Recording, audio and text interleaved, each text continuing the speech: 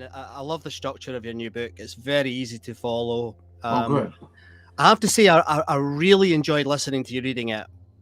Oh, So I well, don't know that's if that. good. That was I've read a bunch of my books, and it's always a fun challenge. But this one, the last two, I did this with the producer. We produced it ourselves, and in my studio, and yeah, I think I read it. And I mean, we budgeted 4 days, and I think I read it. And it's 5 hours long, and I think it only took 9 hours of recording, which was a Wow. record. Yeah. Right. Anyway, Okay. I was Okay.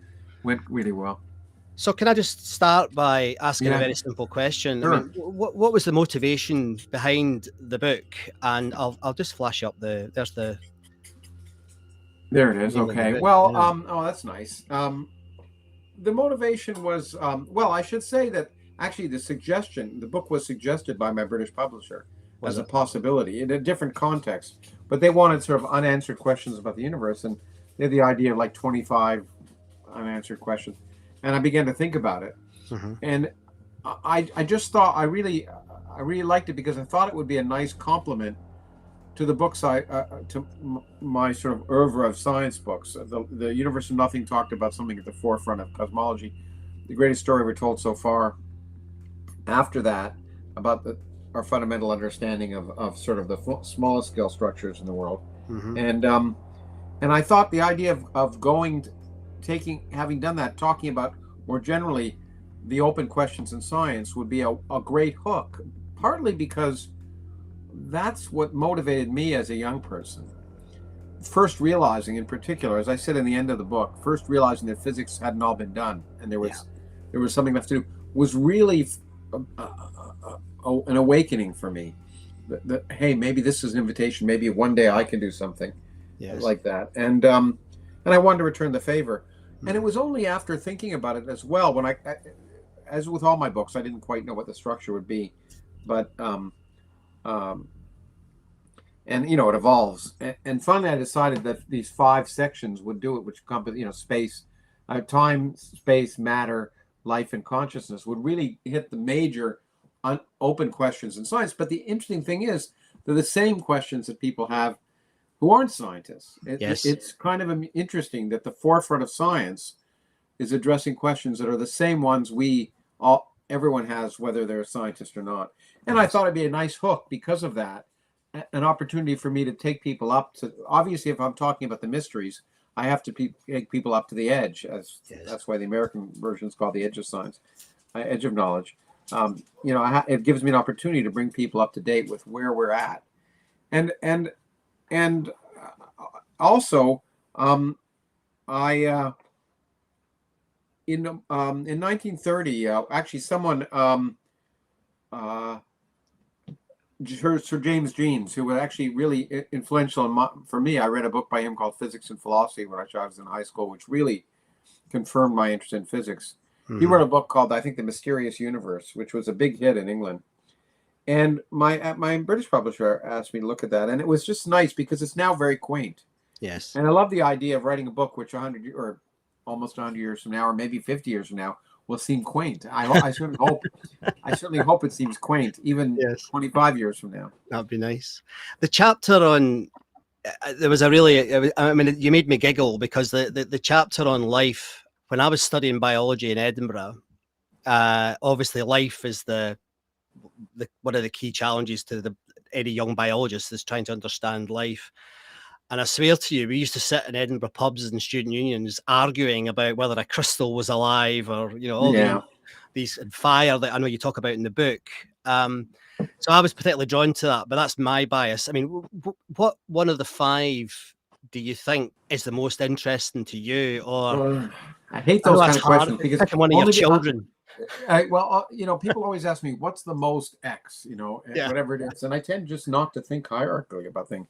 They're yeah, all interesting to me as I think about which my books is my favorite. Well, it's often the one I'm writing, yes, but they're all interesting, and I have a hard time um, putting them in order. okay, Each of them is fascinating to me in different contexts. Obviously, the first 3 are closely related to my own research discipline in physics, but I've been fascinated with issues related to the origin of life and the existence of life in the universe, which actually I've written about even in the context of physics.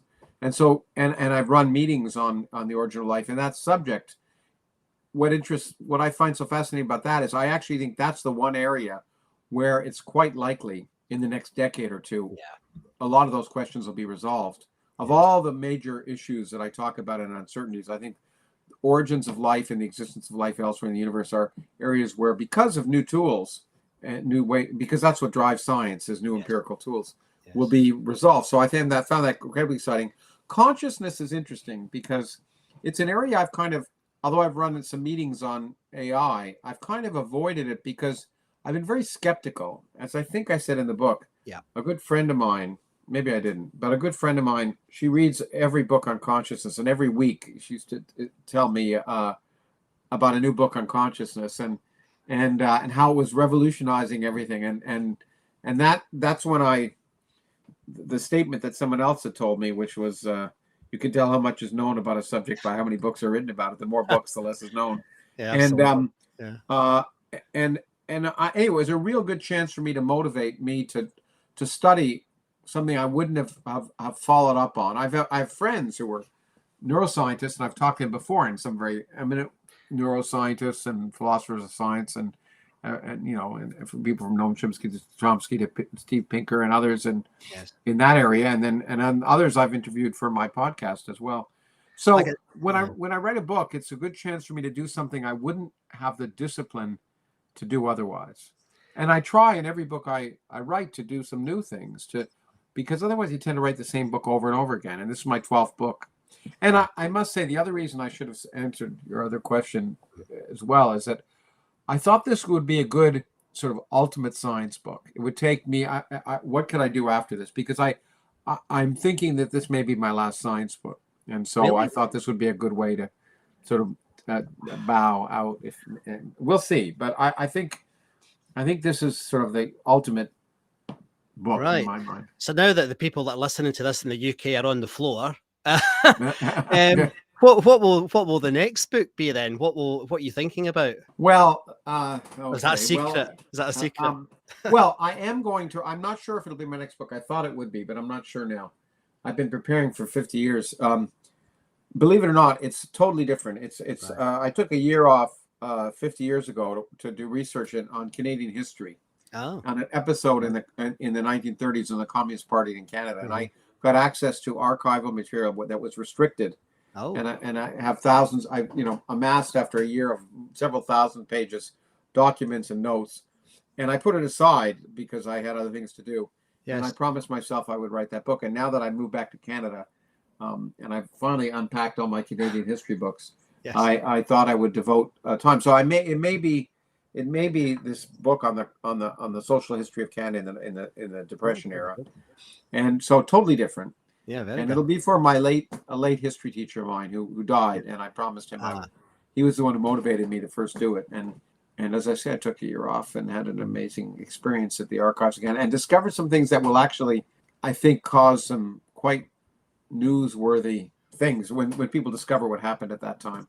Okay. So that's one. The other actually is even stranger. It's a novel. So we will see. I could change my mind, and some people have suggested other things, but so a lot of people have asked for some kind of autobiography or something. I find that tedious. Except I've been fortunate enough to know a lot of remarkable people. In both in science and outside of science, and I made a list yesterday when I was thinking about it.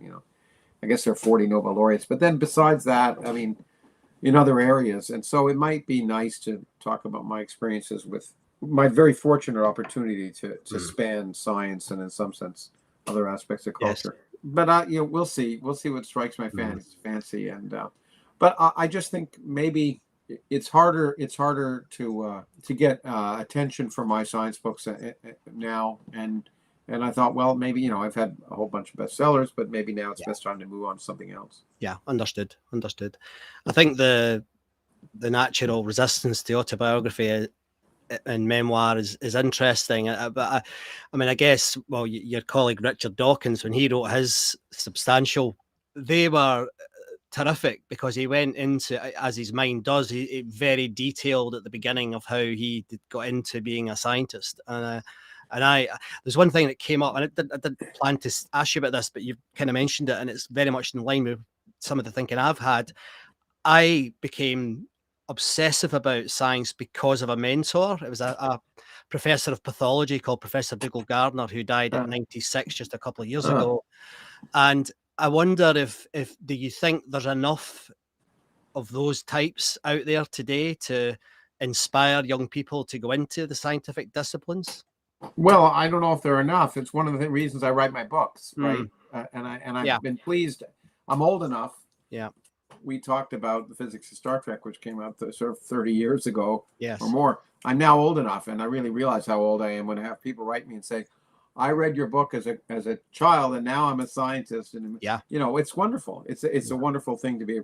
But I think I've talked to a number of people where teachers have had no impact, but I think I admire so much teachers, especially at the middle school and high school level, and even elementary school, because I know they had an impact on encouraging me. Yes. I mean, not all of them; some of them were awful, but I think it's nice to talk about those experiences. One of the reasons why in my Origins podcast, I often talk to my scientist colleagues about their origins, what got them into science, and everyone I talk to about it, what inspired them to do what they're doing, and there were the often formative experiences early on that are really important, and people should recognize. I think it's nice for people to realize these things happen and to appreciate the people who do that. So anyway, that would be I think if I did such a thing, part of the purpose would be that to explain my own experience and what got me into science.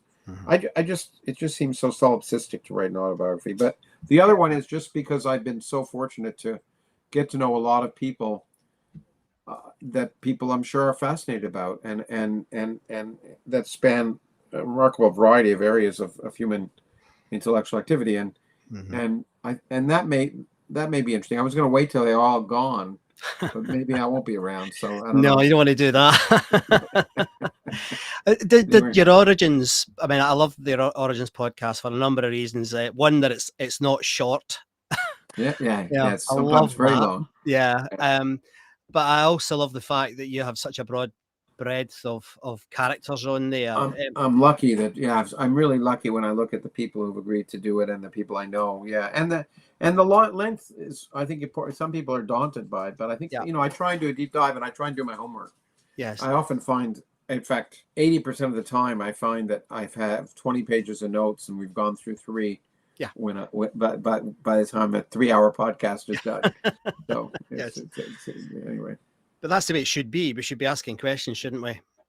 Yeah, although I have to say that people don't realize in my podcast that it's a dialogue. It's not an interview. Yeah. These are people I've known, and especially the scientists, and we have dialogue. And so it's not all questions. It's me talking about in response. And so some people don't like that, and that's fine. But it is what it is.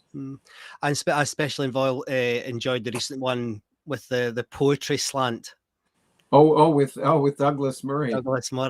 And I thought there was a little look under the bonnet, as they would say in the UK, of different aspect of you, which was really nice, actually. Good. Well, excellent. I probably made myself appear too literate, more literate than I actually am. but it was fun to do that because it was also a different side of Douglas Murray. We were able to talk about the kind of substantive issues that people might have expected. And by the way, some people hated it because they don't like Douglas Murray. And the great thing about having such a podcast, and I've done it with a few people who may be in one way or another on a different end of the political spectrum, is that's what it's all about, is having a conversation. But some people are they never want to talk to anyone outside their echo chamber. And it's sad. It's sad. It's one of the big problems in our modern society, I think.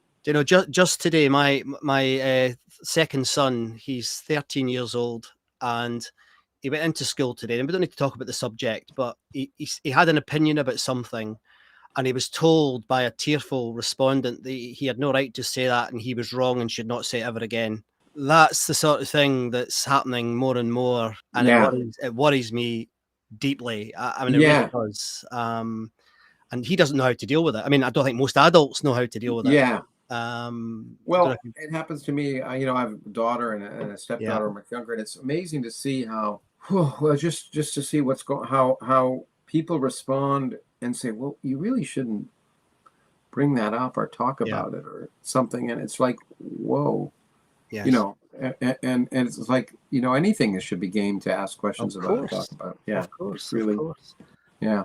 That's why, I mean, again, with Douglas, I mean, I politically, I'm not aligned with Douglas, but his writing's so bloody good and He's clear such a that, good writer and yeah, so clear. And there's some things where I completely, I mean, when it yeah, involves cancel culture and nonsense, yeah, culture war nonsense, that's yeah, how we met first. yeah, And really. yeah, and I understand people. We didn't talk about climate change. We could have, but I understand he has nutty ideas about, or at least Yeah, he I does. would say nutty ideas about climate change. Yeah. But I've done that with. I had a long two podcasts, one of my show and one of his show with Jordan Peterson, Yeah, with whom I agree on certain things and other things I just think what. yeah, Anyway, exactly the so same for yeah, me. Yeah. but that's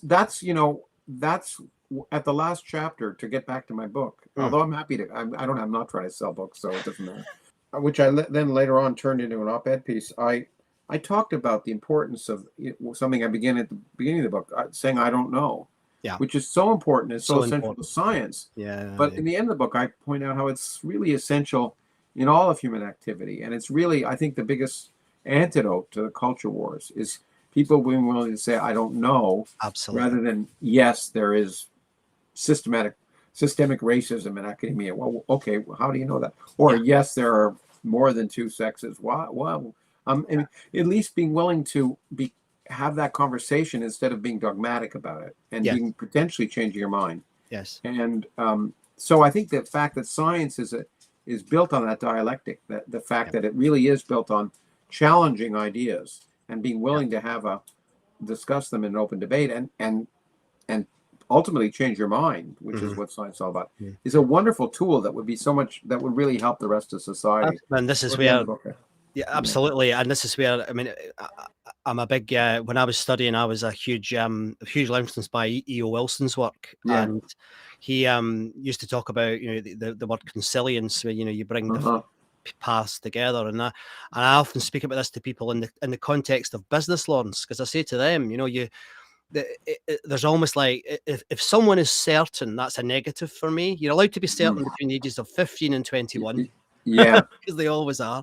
But then you should be asking questions. But even that statement gets, in my experience, people just find it very difficult to deal with. Yeah. Yeah. Yeah. Oh, I changed my mind on that. Oh, that's terrible. You've made a U-turn. How dare you? And Yeah. Yeah. it's peculiar. So if it really focusing again on the book then, because there's these 5 really interesting chapters.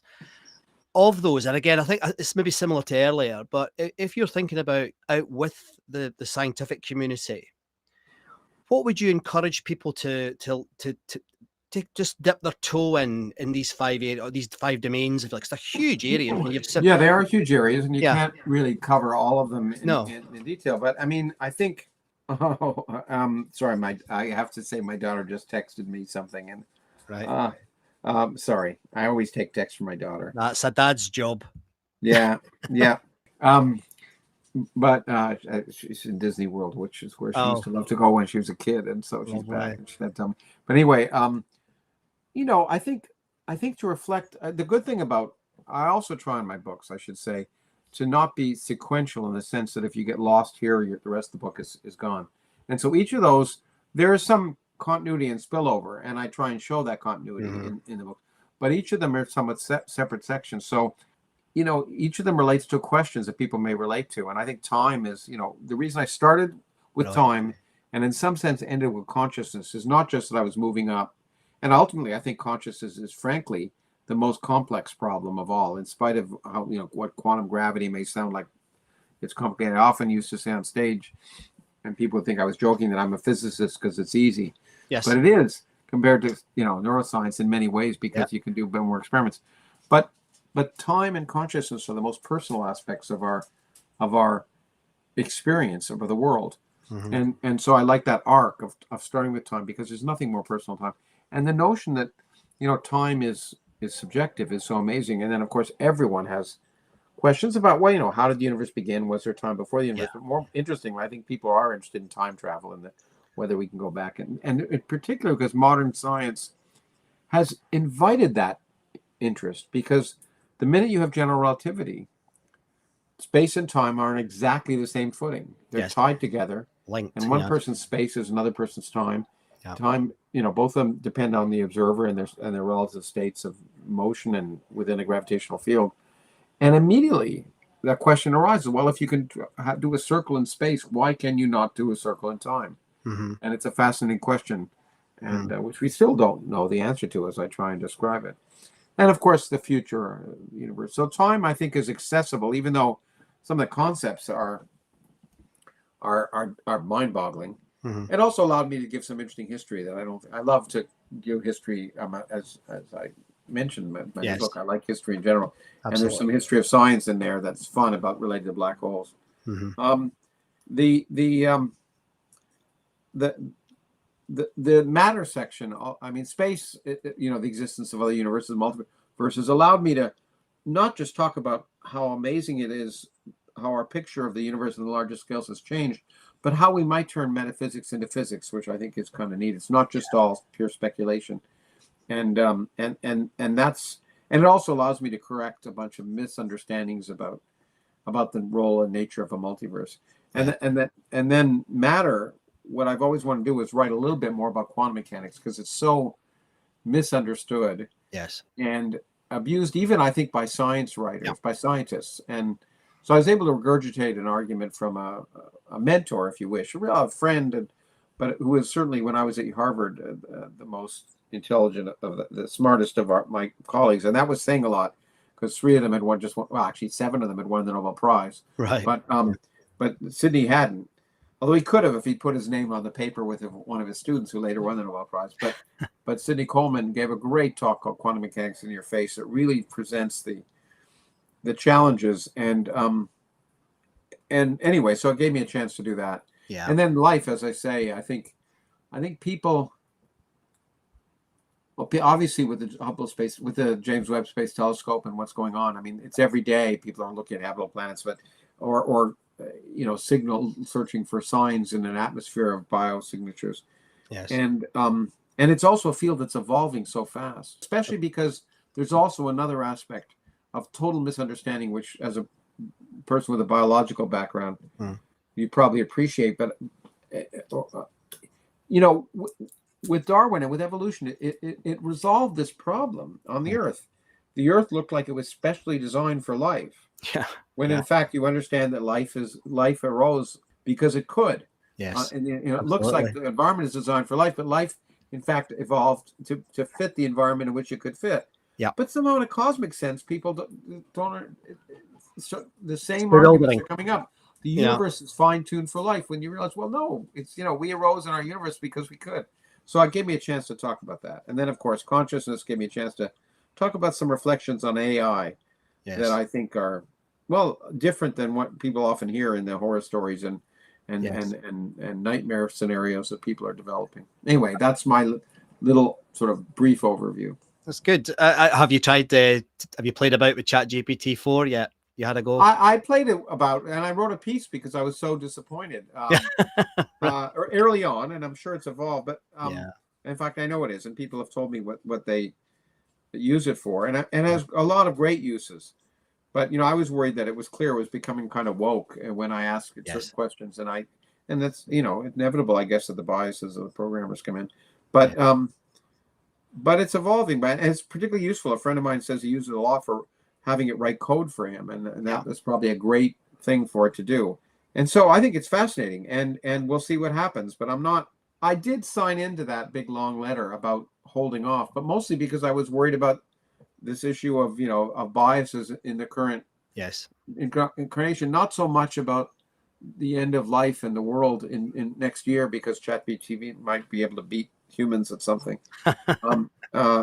Anyway, but I did sign on to it because we have to be careful. Yes. But I just it's going to change the world, and there's no stopping it. It's going to change the world, and but so did the smartphones, did computers, so did fire, as I said before, so did so many other things. And it'll just change what it means to be human. Yeah, but that's not always a bad thing. The future doesn't have to be the Terminator. No, not at all. I mean, it's interesting because if you look at it already, it's like the like an octopus, you know, that it's extending into all aspects of life, and unbaking that is going to be very difficult anyway. Yeah. Now that it's out the box. So it's going to be interesting Yeah. to see where that goes.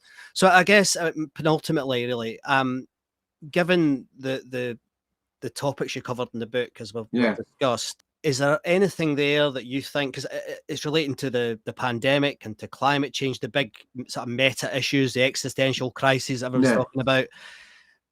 How, I mean, I think we probably share a similar view about how science did during the pandemic, etc. But how do you feel the impact could be of science on these big issues? And what can we do? Because I'm unsure, Lawrence, if it's doing as good a job as it could at the moment. Well, yeah. Well, I think we're not doing a good job communicating it. Yeah, that's. But what I'll tell you, look. Well, I mean, that's why when the pandemic began. By the way, I actually everything I was doing was canceled, and so I wrote the book, The Physics of Climate Change. My books normally take me between 1 and 2 years, some of them 3. That I wrote in 12 weeks because I had nothing apt to do. And I think there is a fact where, you know, instead of focusing on the social issues and you know, telling people what they should be doing, I wanted to just show how the science, what the base of the science was, and in a way that anyone can understand. To see it's really fundamental science. There's nothing fancy about it, and it's like science, like any other science, so people can understand that, and then you can decide how to do policy. But let's first, before turning off and not wanting to hear the science because you don't like what the people are going to tell you to do, let's just hear the science, and then you can decide if you don't want to do anything. That's fine, but you at least done. So that was my own little contribution. How do you feel about that? I mean, there's a phrase everywhere now: follow the science. Yeah, everyone says it, but they don't do it. They don't do it, do they? But the real problem with the pandemic was it should have been an opportunity. As a friend of mine likes to say, a crisis-opportunity. What comes from The Simpsons. Because it was an opportunity to show how science really works. The problem is people are so used to hearing science as if it's a done deal. Certainty. And saying, and okay. But when it came to the pandemic, there were so many unknowns. There were so many things, and science couldn't say how, you know, what would happen because we didn't know about the virus. And it's amazing in 2 years how much we learned. It's a testament to how science works. But even the efficacy of vaccines and various other treatments, when people would say, oh, this works, this doesn't work, we don't know. Again, we don't know. And it should have been an example to show people of how science learns, that we don't know, and then we do tests and we do experiments and we learn.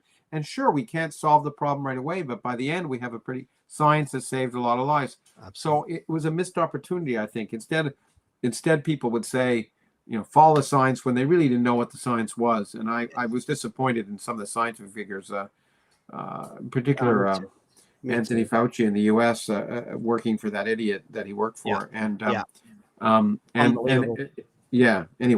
Yeah, I mean, I got very upset by it, and in fact, I ended up losing a couple of friends because of it, because it got quite difficult to deal with because they weren't open-minded or able to understand or even the origins. I had a great podcast with Matt.